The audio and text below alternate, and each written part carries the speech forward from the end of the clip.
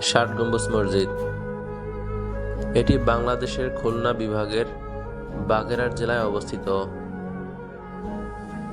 এটি বাগেরহাট সদর উপজেলার সুন্দরঘোনা গ্রামে খান জাহান আলী রহমতুল্লাহ আলাই এর মাজার থেকে প্রায় ১.৫ কিলোমিটার পশ্চিমে এবং বাগেরহাট শহর থেকে প্রায় ৭ কিলোমিটার দূরে খুলনা বাগেরহাট মহাসড়কের পাশে অবস্থিত।